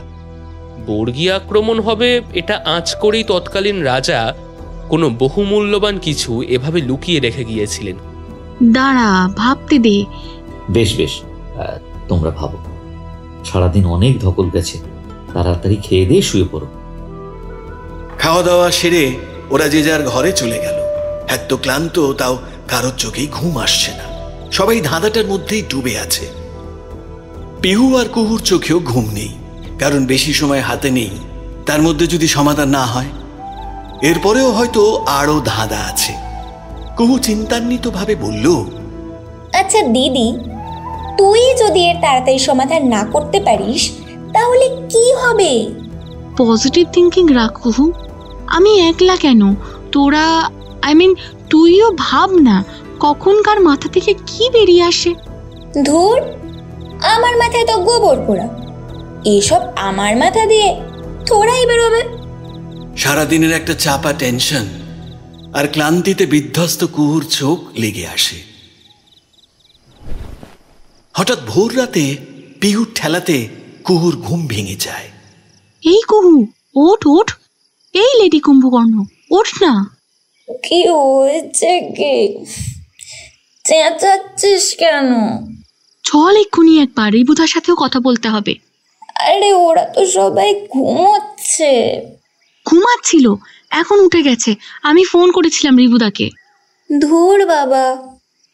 কুহু আর পিহু নিজেদের ঘর থেকে বেরিয়ে পাশে রিবুদের ঘরে যায়। দরজা খোলাই ছিল। ওরা ভেতরে ঢুকে দরজাটা ভেজিয়ে দেয়। কি রে, মাঝরাতে ডেকে তুললি কেন এভাবে রে? ভোরের অপেক্ষা করতে পারলি না? চুপ কর ডোডো, ঘুমের থেকেও এটা বেশি ইম্পর্টেন্ট। এখনই ভোর হবে, কতক্ষণ ঘুমাবি আর? শুনতে দে পিহু কি বলছে। দেখো ধাঁধাটা কি ছিল? ঈশান কোণে মেঘ জমেছে, দালান জোড়া ঘর, সুরানী মান করেছে বড্ড তার গুমর। ঈশান কোণ মানে হলো উত্তর পূর্ব দিক। আমরা কাল দেখেছি পুরো দালান জুড়ে ঘর রয়েছে, তাই আমরা যদি অন্য কোনো ঘর না খুঁজে উত্তর পূর্ব দিকের ঘর খুঁজি তাহলে কিন্তু একটা মানে বেরোয়। না রে পিহু, উত্তর পূর্ব দিকটা তো বুঝলাম, কিন্তু আমাকে না ওই দালান জোড়া ঘরটা বড্ড হন্ট করছে। আচ্ছা, আমরা একবার ঠাকমার সাথে কথা বলতে পারি না? উনি তো কিছু বলতে পারেন। এক্সিলেন্ট বিট্টু, চল তাহলে। এখনই যাবি? এখন হয়তো ঘুমাচ্ছেন। আরে ভোর হলো বলে আমার স্থির বিশ্বাস এতক্ষণে ঠাকুমা উঠে গেছেন, আর এখনও এ বাড়ির কেউ ঘুম থেকে ওঠেনি। এই ফাঁকে ঠাকুমার সাথে কথাটা সেরে নেব, আর এই ভোরবেলাতে ঠাকুমার মেমোরি একদম চাঙ্গা থাকে। চল চল চল। ওরা এসে ঠাকুমার ঘরের সামনে পৌঁছতেই ঠাকুমার গলার আওয়াজ পাওয়া গেল। রিবুর কথাই ঠিক, ঠাকুমা উঠে গেছেন। শুধু উঠেছেন তাই নয়, স্নান সেরে পাউডার মেখে একদম লাল টুকটুকে পরি হয়ে বসে আছেন। ওরা ঢুকতেই বললেন, তোরা আবার কারা রে? কি চাস এখানে? ঠাকমা, আমরা তোমার কাছে গল্প শুনতে এসেছি গো। গল্প? কিসের গল্প? ঠাকুমা, সুরানীর গল্প। গল্প শুনবে তোরা? গল্প শুনতে এসেছিস? আচ্ছা ঠাকুমা, কিল্লাতে তো দালান জোড়া ঘর, তার মধ্যে সুরানীর ঘর কোনটা? ওই তো জোড়া ঘর, ওইটাই তো শুনেছিলাম সুরানীর ঘর। একটা ঘরের মধ্যে আর একটা ঘর, ওই জন্যই তো ওটারে জোড়া ঘর বলে রে। ওই যে কেল্লার ঈশান কোণে হাসুরের কাছে শুনেছি সুরানীর নাকি বড্ড গুমর ছিল। তার মান ভাঙাতে রাজা মহাশয়কে কত কৌশল নিতে হতো। আচ্ছা ঠাকুমা, এখন আসছি, পরে এসে বাকিটা শুনবো। সবাইকে অবাক করে দিয়ে দৌড়ে বেরিয়ে আসে রিবু ঘর থেকে। দৌড়ে নিজেদের ঘরে ঢুকে যায়।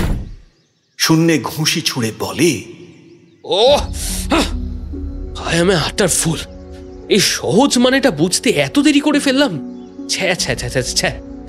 জোড়া ঘর মানে এই ঘরের ভেতর আর একটা ঘর রে। অন্দরমহলে রানীদের এরকম ঘর থাকতো, দালান জুড়ে ঘর নয়। তার মানে ব্যাপারটা দাঁড়াচ্ছে ঈশান কোণে সুরানীর জোড়া ঘরের কথাই বলা হয়েছে। ওখানেই আমাদেরকে যেতে হবে এখন। হাত দেখিয়ে বিট্টু পিহুকে থামায়। হাত দিয়ে ইশারা করে বোঝাতে চায় যে বাইরে কেউ একটা আছে। তারপর তড়িৎ বেগে দরজার কাছে গিয়ে ঝটকা দিয়ে দরজাটা খুলে দেয় বিট্টু। আর তখন টাল সামলাতে না পেরে সোনালী কাকিমা হুড়মুড় করে ঘরের মধ্যে এসে পড়ে। আরে ধুর, কি যে বলো তোমরা! আমি তো স্নানে যাচ্ছিলাম, দেখলাম তোমরা ঠাকমার ঘর থেকে দৌড়ে বেরিয়ে আসলে, তারপর ঘরে ঢুকে দরজা দিয়ে দিলে। ভাবলাম হয়তো ধাঁধার সমাধান করে ফেলেছো। এবারে বুঝতে পারছিলাম না জানো, তোমাদের ডাকবো কি ডাকবো না? না না, সেরকম কিছু সমাধান হয়নি, হলে তো তোমাদের জানাবই। আমি সুকোমালকে ডেকে দিচ্ছি, তোমাদের সাথে থাকবে খন। এখন থাক ছোট কাকিমণি, দরকার হলে আমরা ডেকে নেব। আচ্ছা, একটু চা খাওয়াতে পারবে গো? হ্যাঁ, নিশ্চয়ই খাওয়াবো। তা তোমরা ঠাকমার ঘরে কেন গেছিলে গো? এমনি গল্প করতে। চাটা একটু যদি পাওয়া যেত। চা না খেলে না আমার ঠিক প্রেশারটা আসে না। সারাদিন অনেক কাজ তো, পেটটা সাফ না হলে খুব চাপ। বিট্টুর দিকে একটা জ্বলন্ত দৃষ্টি দিয়ে উনি ঘর থেকে বেরিয়ে গেলেন। বিট্টু ভুরু কুচকে বলল, এই ভদ্রমহিলাকে আমার প্রথম দিন থেকে নাপাসান্ত। উনি আর ওনার ভাই দুজনেই এই বাড়িতে মিসম্যাচ। এসব বাদ দে, চল আমরা ঝটপট ফ্রেশ হয়ে বেরিয়ে পড়ি। কিন্তু কাউকে কিচ্ছু বলবো না আমরা কোথায় যাচ্ছি, কেন যাচ্ছি, ঠিক আছে? বলবো একটু স্টেশনের দিকে যাচ্ছি, দরকার আছে। কিন্তু রিভুদা, আমার মনে হয় অখিলেশ কাকাকে ব্যাপারটা জানানোটা দরকার। ঠিক বলেছিস। আমরা বাড়িতে থাকা অবস্থায় কাকাকে কিছু বলবো না, কারণ আমার ছোট কাকিমণি আর ওনার ভাইয়ের হাবভাব খুব অন্যরকম লাগছে। আচ্ছা চল বেরিয়ে পড়ি। ওরা প্রাতরাশ সেরে অখিলেশ কাকাকে বলল যে হাসপাতালে যাওয়ার পথে ওদের একটু স্টেশনে ছেড়ে দিতে, কিছু কেনাকাটা আছে। সেই কথা বলেই ওরা বেরোলো, কিন্তু রাস্তাতে কাকাকে সবটা খুলে বলল। তারপর গাড়ি ঘুরিয়ে ওরা কেল্লার দিকে চলল। কাকা, আশা করি আপনি বুঝতে পারছেন যে আমি কেন সকলের সামনে কথাটা বলিনি। আসলে আমি চাই না যে কথাটা পাঁচ কান হোক, আর বেশি লোকজন থাকলে আবার আমরা একটু আনকমফর্টেবল হয়ে পড়ি। না না, ঠিক আছে ঠিক আছে, কিন্তু ঠাকুমার কথার উপর ভিত্তি করে আমাদের কি এগোনো ঠিক হবে? একদম ঠিক হবে কাকা, সেই নিয়ে আপনি একদম ভাববেন না। ঠাকুমার এখনকার স্মৃতি সাথ না দিলেও পুরনো প্রত্যেকটা কথা ওনার মনে আছে। ছোট ছোট কথা অবধিও উনি ভোলেননি। কিন্তু কথা বলতে বলতে ওরা দালানে প্রবেশ করলো। মোবাইলে কম্পাস অ্যাপ দিয়ে ওরা ঈশান কোণ লোকেট করে ফেলল। ওই যে ওই ঘরটাই তার মানে সুয়োরানির ঘর। চল। এই ঘরটা আশ্চর্যজনকভাবে অন্য ঘরগুলোর তুলনাতে একটু ভালো কন্ডিশনে রয়েছে, কিন্তু জোড়া ঘর কই? এ তো একটাই ঘর, চারিদিকে দেওয়াল, একটাই ঘর। রিবুর ভুরুটা একটু কুঁচকে আবার সোজা হয়ে গেল। মুচকি হেসে বলল, এদিকে আয় বলে ঘরের একদিকে একটা ছোট্ট কুলুঙ্গি মতন রয়েছে। রিবু সেদিকে এগিয়ে গেল। সেই কুলুঙ্গির ডান দিকে একটা খোপ মতন রয়েছে, সেটাতে হাত ঢুকিয়ে চাপ দিতেই ঘর ঘর শব্দে দেওয়ালটা সরে গিয়ে বেরিয়ে পড়ল আর একটা ঘর। এটাই হলো জোড়া ঘর। ওরা অবাক হয়ে তাকিয়ে রইল। বিস্ময়ের ঘোর কাটতে ওরা একে একে সেই ঘরে ঢুকল। কাল রাতে পুরনো রাজবাড়ির গুপ্ত কক্ষ সম্পর্কে গুগল করতে করতে এই রকম এক ধরনের কক্ষের সন্ধান পাই। আসলে কোনো ডাকাত বা বর্গী আক্রমণের হাত থেকে বাড়ির মেয়েদের সুরক্ষিত রাখতে অনেক জায়গাতেই এই রকম কক্ষ থাকতো অন্দরমহলে। এবারে খুঁজতে হবে তো কোথায় আছে নেক্সট ধাঁধা। ওই দেখ আরেকটা কুলুঙ্গি। আমার বিশ্বাস ওর খাপেই আছে আমাদের পরবর্তী ধাঁধা অথবা সংকেত। ওরা ওই ঘরে আর একটা কুলুঙ্গি দেখতে পেল, আর সেই কুলুঙ্গির একদিকে আর একটা ওই রকম খাপ। রিবু একই কায়দায় ওইটাতে চাপ দিতে এবার কুলুঙ্গির এক পাশের খাপটা সরে গেল, আর তার মধ্যে হাত ঢুকিয়ে রিবু বের করে আনলো অন্য একটি বাক্স। দুপুরে বেশ জমিয়ে ভরিভোজ হলো, কচি পাটার ঝোল, দই কাতলা, আর ততক্ষণে ধাঁধা ট্রান্সলেট করে চলেও এসেছে ওদের হাতে। বিছানাতে আড়মোড়া ভাঙতে ভাঙতে ডোডো কাগজটা উল্টে পাল্টে বলল, বাপরে, এর মাথা মুন্ডু তো আমার পুরো মুন্ডুর উপর দিয়ে যাচ্ছে রে। শুধু মুন্ডু থাকলেই হয় না রে, মুন্ডুর ভিতরেও কিছু থাকতে হয়, বুঝলি? তুই এমন করে বলছিস যেন তুই সব সমাধান করেছিস। তুই করছিস? দে কাগজটা এদিকে। তোর দ্বারা এসব হবে না, যাদের দ্বারা হবে তাদেরকেই ভাবতে দে। একটু থামবি তোরা? পিহু, ধাঁধাটা পড় তো জোরে। মোহনবাসীর সুরে মজে বিরোহিনী রাধা, কানু থাকে হৃদয় জুড়ে, আয়ান হলো বাঁধা। সুরের মাঝে সুর মজেছে মনের সাথে মন, ত্রিনয়নের মাঝেই পাবে সপ্তরঙা ধন। ত্রিনয়ন মানে তো শিব ঠাকুর। আর এরা তো শিব ভক্ত নয় রে, এরা তো কৃষ্ণ ভক্ত। কেল্লাতেও যে মন্দিরটা আছে সেটা তো কৃষ্ণ মন্দিরই। এনারা বংশ পরম্পরাতে ওই মন্দিরটি ধরে রাখতে পেরেছেন। ওইখানেই তো আটকে যাচ্ছি রে ভাই। আরও খোঁজও নিলাম, এইখানে সেরকম কোনো শিব মন্দিরও নেই। ওই ছোটোখাটো দু একটা আছে যেগুলো এই হালেই তৈরি হয়েছে। তাহলে কি করণীয় এখন? কি রে পিহু, তুই কিছু বল। একবারে থম মেরে আছিস তো তুই। কিছু বলার আগে আমি একটা কথা বলি। তুই আবার কি বলবি? তোর যদি শুনতে ইচ্ছা না করে স্ট্রেট বেরিয়ে যা ঘর থেকে। এই কেন বলে এটা তোর ঘর নাকি? এই রিভু, চল তো এখান থেকে। তোরা কোনোদিন বড় হবি না, তাই তো? দেখছিস একটা সিরিয়াস ইস্যু আমাদের যাওয়ার দিন এগিয়ে আসছে। কাল পরশুর মধ্যে এটা সলভ না করতে পারলে খালি হাতে ফিরতে হবে, মনে থাকে যেন। আমি একটা কথা বলতে চাইছিলাম, তোমরা তো আমাকে আর বলতেই দিলে না। আচ্ছা আচ্ছা, বল বল, এখন বল। বলছিলাম আমরা এই সংক্রান্ত কোনো আলোচনা এই বাড়িতে আর করব না। আমার কেমন যেন ঠিক লাগছে না, কেমন একটা অস্বস্তি হচ্ছে। মনে হচ্ছে একজোড়া চোখ সবসময় যেন আমাদের উপরে নজর রাখছে। একদম ঠিক বলেছিস কুহু, আমারও না কেমন সেম ফিলিং হচ্ছে। রিভুদা, চলো না আমরা বাইরে বেরোই, একটু বাইরে গিয়ে আলোচনা করি। ওরা পাঁচজন কিছুক্ষণের মধ্যেই বেরিয়ে এলো বাড়ি থেকে। হাঁটতে হাঁটতে ওরা চলে এলো সোনার কেল্লার মন্দিরের কাছে। এখন যদিও মন্দিরের দরজা বন্ধ, খুলবে সন্ধ্যা আরতির সময়। মন্দিরের চাতালে ওরা গোল হয়ে বসলো।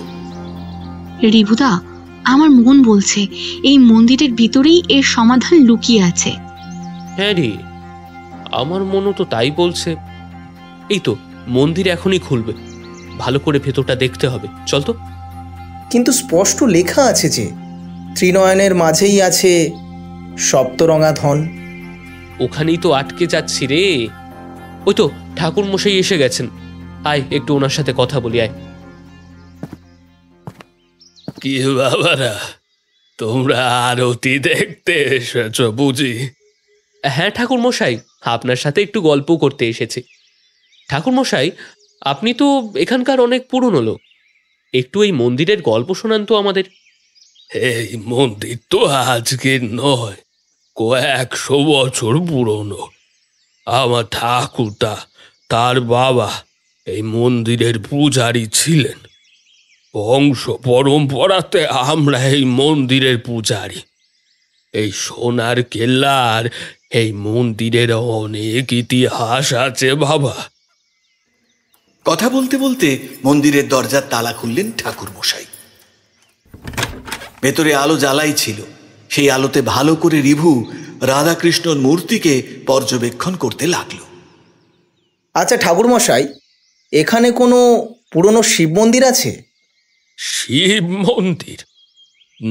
না তো, এই অঞ্চলে তো সবাই কৃষ্ণ ভক্ত। হালে দু একটা হয়েছে বটে, কিন্তু পুরনো কিছু তো দেখিনি বা শুনিনি বাবা। আচ্ছা ঠাকুর মশাই, এই যে কৃষ্ণের হাতের যে বাঁশিটা দেখছি, এটা তো অরিজিনাল নয় মনেই হচ্ছে, কারণ কৃষ্ণের হাতের যে গোল মাপ রয়েছে সেটার থেকে এটা অনেকটা ছোট। আমার মনে হচ্ছে কৃষ্ণের হাতের গোল মাপের সাথে একদম সেট হয়ে যাবে বাঁশিটা। তুমি একদম ঠিক বলেছ বাবা। আমাদের কৃষ্ণের আছে সোনার মোহন বাঁশি, কিন্তু এই মন্দিরে সেটা রাখা একেবারেই সুরক্ষিত নয়, তাই ওটা ব্যাংকে রাখা থাকে। দোল উৎসব, জন্মাষ্টমীতে সেটা ঠাকুরের হাতে রাখা হয়। আর এটা হলো রূপোর বাঁশি, তাতে সোনার জল চড়ানো।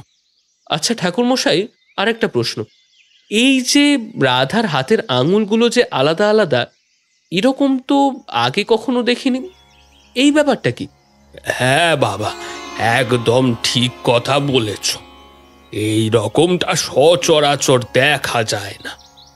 হ্যাঁ, সাধারণত আমরা রাধাকৃষ্ণর মূর্তিতে দেখি কৃষ্ণর ডান হাতে মোহনবাসী আর পাশে রাধা, আর রাধা তার বাম হাত দিয়ে কৃষ্ণর হাতে হাত রেখেছেন। কিন্তু এখানে রাধা আশীর্বাদী ভঙ্গিতে দাঁড়িয়ে আছেন, আর হাতের প্রত্যেকটা আঙুল আলাদা করে চিহ্নিত করা যাচ্ছে। হ্যাঁ, ঠিক বলেছ দিদি ভাই। তোমরা আজকের যুগের ছেলে মেয়ে হয়েও যে এত সূক্ষ্ম সূক্ষ্ম ব্যাপার খেয়াল করেছ, সেটাতেই তো আমি রীতিমতো অবাক হচ্ছি। ঠিক এমনই সময় রিবু ছেলে মানুষের মতো চিৎকার করে উঠল, ইউরেকা, ইউরেকা! আমি যেটা ভাবছি সেটা যদি ঠিক হয়, ঠিক হয়, ঠিক হয়, ঠিক হয়। চল চল, এক্ষুনি চল, আমাদের বাড়ি যেতে হবে। আশা করি অখিলেশ কাকা এতক্ষণে এসে গেছেন। চল। সে কি, তোমরা আরতি দেখবে না? তৎক্ষণাৎ রিবু নিজেকে সামলে নেয়, বুঝতে পারে উত্তেজনার বশে সে একটা ভুল পদক্ষেপ নিতে চলেছিল। না না ঠাকুরমশাই, আমরা আরতি দেখেই যাব। কিছু মাথায় খেলে গেছে নিশ্চয়ই তোর। আমি যা ভাবছি তা যদি সঠিক হয় বিটু, তাহলে সেই সপ্তরঙা ধন আর খুব বেশি দূরে নয় আমাদের থেকে। কি বলছিস? আস্তে আস্তে, দেওয়ালেরও কান আছে, ভুলে যাস না। আরতি না দেখে এখান থেকে বেরোলে ঠাকুরমশাই সন্দেহ করবেন, তারপর মুখে মুখে সেই খবর ছড়িয়ে পড়বে। তাই একদম নর্মাল থাকতে হবে আমাদের। বাড়িতেও এই নিয়ে কোনো রকম আলোচনার দরকার নেই, কিন্তু আরতি শেষে আমাদের একবার অখিলেশ কাকার সঙ্গে কথা বলতে হবে, তাও আবার একলা।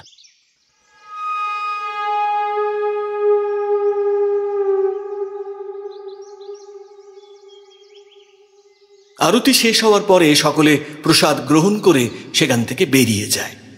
যাওয়ার আগে রিভু ঠাকুরমশাইয়ের থেকে জেনে নেয় যে দুপুর 2টো অবধি মন্দির খোলা থাকে, আর অখিলেশ কাকাকে ফোন করে জেনে নেয় যে তিনি এখনো হসপিটালেই আছেন, ফিরতে দেরি হবে।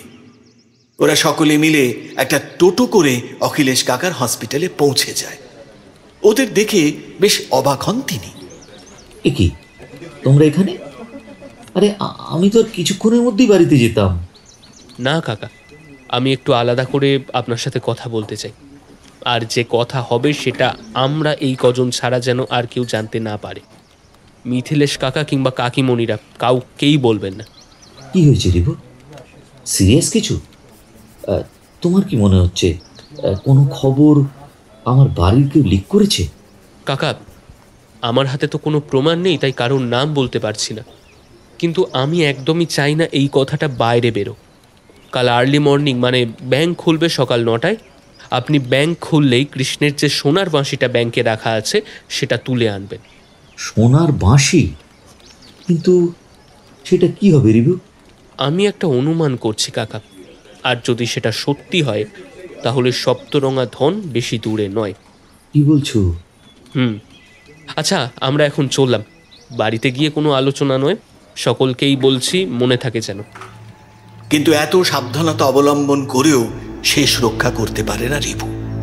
অখিলেশ কাকা বাড়িতে ফিরে তার ছোট ভাইকে সবটা খুলে বলে, এবং সেখান থেকে পুরো পরিবারই জেনে ফেলে পুরো ঘটনা। যে বিপদের আশঙ্কা রিভু করছিল সেটা আর আটকাতে পারল না।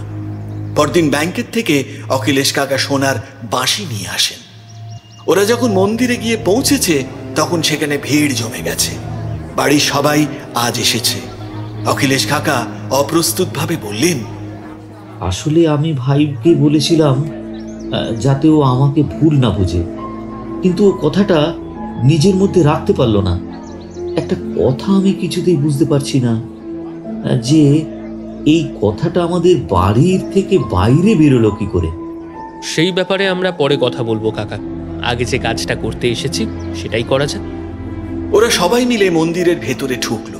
ঠাকুরমশাইকে উদ্দেশ্য করে রিভু বলে, ঠাকুরমশাই, আমরা সকালে স্নান করে পরিষ্কার জামা প্যান্ট পরে তারপরেই এসেছি। আপনি অনুমতি দিলে আমি একবার ঠাকুরকে স্পর্শ করতে চাই। ঠিক আছে বাবা, তুমি যাও, এই মূর্তি স্পর্শ করো, আমার কোনো আপত্তি নেই। আসলে নিয়ম হচ্ছে দীক্ষিত না হলে এই বিগ্রহ স্পর্শ করা যায় না, কিন্তু বৃহত্তর স্বার্থে আমি তোমাকে অনুমতি দিলাম। রিভু সেই সোনার বাঁশি হাতে নিয়ে এগিয়ে যায় বিগ্রহের দিকে। পুরনো বাঁশিটা বের করে নিয়ে একবার কৃষ্ণ ঠাকুরের হাতের ফাঁকে সেই বাঁশি আটকে দিয়ে দেখে নেয় একেবারে মাপ মতন বসে গেছে। এবারে আস্তে আস্তে সেই বাঁশি বের করে নেয়। বাঁশিটির গায়ে 4টে ফুটো। রিভু সাবধানে সেই বাঁশিটিকে রাধারানীর বিগ্রহের কাছে নিয়ে গিয়ে রাধারানীর 4টে আঙুলের মধ্যে গলিয়ে দেয়। দেখা যায় একেবারে খাপে খাপ বসে গেছে। আর সকলকে চমকে দিয়ে সেই বিগ্রহ ঘড় ঘড় শব্দ করে সরে গিয়ে বেরিয়ে পড়ে একটা চৌকো বড় গর্ত। একজন মানুষ অনায়াসে সেই গর্ত দিয়ে ভেতরে প্রবেশ করতে পারে। সকলে আতঙ্কে চিৎকার করে ওঠে। অখিলেশ কাকা আনন্দে বলে ওঠেন, রিভু, তোমরা বের করতে পেরেছো? এর মধ্যেই আছে গুপ্তধন, তাই না? কাকা, এর মধ্যে আমাদের ঢুকতে হবে। ঠিক কোথায় আছে সেই গুপ্তধন সেটা আমরা এখনো জানি না। সংকেতের অর্ধেকটাই এখনো অবধি সমাধান করা হয়েছে। বেশ বেশ, তোমরা যাও, আমরা এখানেই অপেক্ষা করছি। কিন্তু তোমরা যেভাবে ভিতরে যাবে ভাবছো, কিন্তু বিপদ হতে পারে। এত বছর ধরে আটকানো, ভিতরে সাপ খুব যা খুশি থাকতে পারে। চিন্তা করবেন না কাকা, আমাদের সাথে কার্বলিক অ্যাসিড আর প্রয়োজনীয় জিনিস সব রয়েছে। কিন্তু তোমাদের তো একলা যেতে দেওয়া যাবে না ভাই। মানেটা খুব ক্লিয়ার, তোমরা একলা ওখানে যাবে না। ধরো তোমরা ভেতর থেকে গুপ্তধন উদ্ধার করলে, তারপর নিজেদের পকেটে ভরে ফেললে, আর ওপরে এসে বললে তোমরা কিছু পাওনি, তখন কি হবে শুনি? এসব কি বলছো তুমি সুকোমল? ওরা এমন করতেই পারে না। কেন করতে পারে না দাদা? আজকালকার ছেলেপুলে সব, এদেরকে কি বিশ্বাস? এসব কি বলছিস তুই ছোট বউ? এই ছেলে মেয়েগুলোর ওপর তুই অবিশ্বাস করিস? করছি দিদি, সামান্য 100-200 টাকাই কেউ ছাড়ে না, আর এ তো আলাদাই ব্যাপার। ওদেরকে মোটেই একলা ছাড়া হবে না। ছি ছি, আমাকে ক্ষমা করো তুমি রিভু। আমি আমার বন্ধুর কাছেও ক্ষমা চেয়ে নেব। আমি ভাবতে পারিনি এখানে এসে তোমাদের এরকম হেনস্থা হবে। এতে হেনস্থার তো কিছু নেই, বি প্র্যাকটিক্যাল দাদা। চুপ করো তুমি সুকোমল। তোমাকে এখানে থাকতে দিয়ে ভেবেছো কি যে তুমি একেবারে আমাদের পরিবারের একজন সদস্য হয়ে গেছো, আর আমার ইনভাইটেড গেস্টদের তুমি ইনসাল্ট করবে? আচ্ছা, ও তো সদস্য নয় পরিবারের, আমি তো সদস্য এই পরিবারের। আমি বাধা দিচ্ছি? এই গুপ্তধনে আমাদেরও ভাগ আছে। আপনার কথাতে আমি এদের বিশ্বাস করব না। আমার ভাই এদের সাথে যাবে। আমাদের ক্ষমা করো তোমরা। এখনো গুপ্তধন আসেনি, তাতেই মানুষগুলো কেমন পাল্টে গেল। আমাদের চাই না রে ছোট বউ, কিচ্ছু চাই না আমাদের। তোরাই পুরো নিস, কিন্তু তোর দাদাকে এভাবে অপমান করিস না। পঞ্চরত্ন অবাক হয়ে তাকিয়ে রয়েছে মানুষগুলোর দিকে। সবার মুখোশগুলো কেমন খুলে পড়ে যাচ্ছে একে একে। মিথিলেশ কাকা একটা কথাও বলছে না। বোঝাই যাচ্ছে চুপ করে থেকে তিনি তার বউকেই সমর্থন করছেন। ওদের এই বিবাদ থামিয়ে রিভু বলে উঠল, কাকা কাকা কাকা, আমরাও চাই সুকোমলদা আমাদের সঙ্গে আসুক। আর কাকা, আপনি একেবারেই লজ্জিত হবেন না। এখনকার দিনে কাউকেই বিশ্বাস করাটা ঠিক না। ছোট কাকিমণি তো একদম ঠিক কথাই বলেছেন। রিভুর একে একে ওই সুরঙ্গের মধ্যে প্রবেশ করে। আগে আগে চলেছে রিভু, আর পেছনে বাকিরা। রিভুর হাতে একটা শক্তিশালী টর্চ। কিছু দূর এগোতেই একটা কিসের চোখ জলজল করে ওঠে। রিভু সাথে সাথে একটা দড়ি পেঁচানো ছোঁচলো ছড়ি হাতে জড়িয়ে নিয়ে এগিয়ে যায় সামনের দিকে। যা আন্দাজ করেছিল ঠিক তাই। দেওয়ালে জড়িয়ে রয়েছে বিশাল একটা ময়াল সাপ। ওরা কোনো রকমে পাশ কাটিয়ে এগিয়ে যায় সামনের দিকে। সুকোমল রেগে বলে ওঠে, তুমি যে সাপটাকে মারলে না, ওটা যদি পেছন থেকে তাড়া করে আমাদের? আমি অকারণে প্রাণী হত্যা করি না সুকোমলদা, এদিকে আর আসবেন না। হ্যাঁ, তুমি সব জেনে গেছো, ডেপো ছেলে কোথাকার। রিভু, তবে একটা জিনিস যা বুঝলাম, এখানে সাপ যখন রয়েছে তাহলে বেরোবার একটা মুখ নিশ্চয়ই আছে, জানিস? বছরের পর বছর সে তো এখানে পড়ে থাকতে পারে না, তারও তো খাদ্যের প্রয়োজন হয়। পায়ে জল লাগছে তো। ওরে বাবা, পায়ের উপর আবার কি সুরসুর করছে গো। সাপ নাকি? মাগো! রিবু কুহুর পায়ের ওপর টর্চ ফেলে দেখে কুহুর পায়ের ওপর কিলবিল করছে ছোট ছোট মাছ। তার মানে এই সুড়ঙ্গটা নদীর সাথে কানেক্টেড, বুঝলি? আর কতক্ষণ চলতে হবে তোমাদের সাথে? খালি বকবক। বিট্টুদা, ওই দেখো সামনে আলো দেখা যাচ্ছে না? হ্যাঁ দিদি, ওই তো আলো দেখা যাচ্ছে। আলো তো বুঝলাম, কিন্তু গুপ্তধন কই? এই যে সুকমলদা, অনেকক্ষণ ধরে আপনার বাদরামি সহ্য করেছি। রিভুদা বিট্টুদার সহ্য শক্তি বেশি, কিন্তু আমার খুব কম। ক্যারাটেতে আমরা সবাই ব্ল্যাক বেল্ট, এমনকি ওই যে কুহুকে দেখছেন ও তাই। আপনাকে সাহায্য করতে কুহুই যথেষ্ট, কাজেই মুখটা বন্ধ রাখুন। আর শুনুন, আপনি যে আমাদের পিছু নিয়েছেন সেটা কিন্তু আমরা জানি, আর রাতে আপনি দলবল নিয়ে কেল্লাতে যে খোঁজাখুঁজি করছেন সেটাও আমরা জানি। আপনার দিদি সোনালী কাকিমা আমাদের কথা আড়ি পেতে শুনে আপনাকে খবর দিতেন। এই কথাগুলো যদি আমরা পুলিশকে জানাই আপনাদেরও কিন্তু কারাদণ্ড নিশ্চিত। কাজেই চুপচাপ থাকুন আর আমাদের কাজ করতে দিন। ওরা এসে দাঁড়ালো একটা বন্ধ লোহার দরজার সামনে। দরজাটা নিচের অংশ জল লেগে ভেঙে গেছে, আর সেখান দিয়েই জল ঢুকছে। রিভু, এটা তো নদীর সাথে কানেক্টেড রে, কিন্তু সপ্তরঙা হিরেটা কোথায় বলতো? আছে আছে, আমার স্থির বিশ্বাস আছে এখানে কোনো শিবলিঙ্গ নিশ্চয়ই আছে। এই জোরে ধাক্কা মারতো দরজাটায়। সবাই মিলে জোরে বারবার ধাক্কা মারতে দরজার একটা অংশ একটা সময় ঝুরঝুর করে খসে পড়ে। ওরা হুড়মুড় করে বাইরে বেরিয়ে আসে। সেই দরজার বাইরেই দেখে একটা পাথরের ঢিপি, তার উপর ঝোপ জঙ্গল হয়ে আর প্রায় দেখাই যায় না। চল হাত লাগা সবাই, ঝটপট। সবাই মিলে হাত লাগিয়ে সেই ঝোপঝাড়ে ভরা ঢিপিটা পরিষ্কার করে ফেলে। একটা জরাজীর্ণ ছোট্ট মন্দির বেরোয়, আর তার ভেতরে ছোট্ট একটা শিবের মূর্তি, যদিও সেটির হালও খুবই খারাপ। রিবু আস্তে আস্তে সেই শিব মূর্তির সামনে গিয়ে দাঁড়ায়। সেই শিব মূর্তিকে ভালো করে পর্যবেক্ষণ করে আস্তে আস্তে শিব ঠাকুরের ত্রিনয়নের জায়গাটাতে আঙুল দিয়ে চাপ দিতেই সেটি দুভাগে খুলে যায়, আর তার মধ্যে থেকেই জলজল করে ওঠে রামধনু রঙের হীরক খণ্ডটি। কয়েকশো বছরেও যা দুটি এতটুকু ম্লান হয়নি। ওইটা হাতে নিয়ে রিভু চিৎকার করে ওঠে আনন্দে। হুররে, এই তো সেই সপ্তরঙা ধন। ঠিক এমনই সময় লাফিয়ে সামনে আসে সুকম, যার হাতে চকচক করছে একটি রিভলভার। চিৎকার করে ওঠে সে, এদিকে দাও হিরেটা, শিগগির দাও। অনেক অপেক্ষা করেছি দিদির বাড়িতে, চাকরের মতন খেটেছি, আর কোনো কথা নয়, এটা বিক্রি করে আমি বিদেশ চলে যাব, ওখানে সেটেল করব, সব ঠিক হয়ে যাবে। দাও। ঠিক এমনই সময় কোক করে একটা শব্দ, আর মাটিতে লুটিয়ে পড়ে গেল সুকম। হো হো করে হেসে কুহু বলে, এই তো একটা ছোট্ট প্যাচি কুপোকাত্রে দিদি, আবার এসেছে রিভলভার নিয়ে। চল এবার ফেরা যাক, একবার থানাতেও খবর দিয়ে আসি। সেই হিরে অখিলেশ কাকার হাতে তুলে দিয়ে রিভু বলে, কাকা, এটা তো ভারত সরকারের সম্পত্তি, তবে আপনারা একটা পার্সেন্টেজ পাবেন, আর সেটাও নেহাত কম নয়। আর ছোট কাকিমণি সুকমলদাকে পুলিশের হাতে তুলে দেওয়া ছাড়া আমার কাছে আর কোনো উপায় ছিল না কাকা, তার জন্য ক্ষমা করবেন। আমি তোমাদের কাছে ক্ষমা চাইছি গো, সব দোষ আমার। মা বাবা হারা ভাই একটু বেশি আদর দিয়ে ফেলেছি, আপনারা সকলেই আমাকে ক্ষমা করবেন। কিন্তু এই হীরের ব্যাপারে তো নিশ্চিত হলে কি করে তুমি রিভু? সবটাই হয়েছে ঠাকুমার জন্য।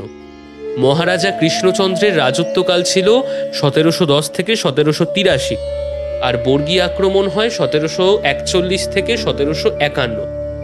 আমার আন্দাজ তার মাঝখানেই মহারাজা কৃষ্ণচন্দ্র তার বন্ধু সুবর্ণচন্দ্রনাথকে এই হিরে উপহার দিয়েছিল।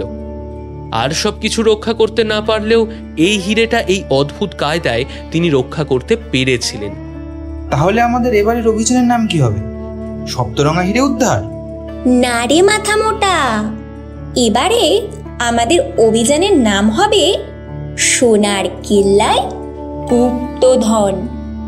মুকুল পায়নি রাজস্থানের সোনার কেল্লার গুপ্তধনের খোঁজ, কিন্তু আমরা তো পেলাম।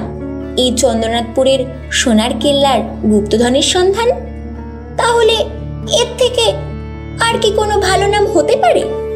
তুই যদিও আমাকে মাথা মোটা বললি, তাও এত সুন্দর একটা নাম ঠিক করে দেওয়ার জন্য তোকে ক্ষমা করে দিলাম। যা, hip hip hurray for Pancharatna.